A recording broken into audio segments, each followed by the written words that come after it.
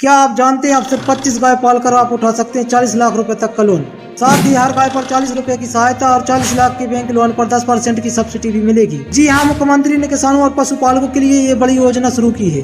नमस्कार दोस्तों, स्वागत है आपका हमारे यूट्यूब चैनल पर। आज हम आपको बताएंगे गाय पालन पर सरकारी योजना की पूरी डिटेल्स। इस वीडियो को आखिर तक देखें ताकि आपको समझ आ सके इस योजना का फायदा कैसे मिलेगा और आवेदन कैसे करेंगे। मुख्यमंत्री ने किसानों के लिए गाय पालन को बढ़ावा देने के लिए नई स्कीम शुरू की है। योजना के तहत प्रति गाय पर 40 रुपए प्रति दिन की सहायता दी जाएगी। 25 गाय पालने पर 40 लाख रुपए तक का लोन बैंक देगी और बैंक लोन पर 10% की सब्सिडी देगी। यह योजना खासतौर पर शहरी ग्रामीण किसानों और युवाओं के लिए है ताकि वे डेयरी फार्मिंग से रोजगार कमा सके। इस योजना में फायदे की बात करें तो नंबर पहला है आर्थिक मजबूती। किसान डेयरी फार्मिंग के लिए बैंक से लोन लेकर बड़ा काम शुरू कर सकते हैं। नंबर दूसरा है कम खर्च।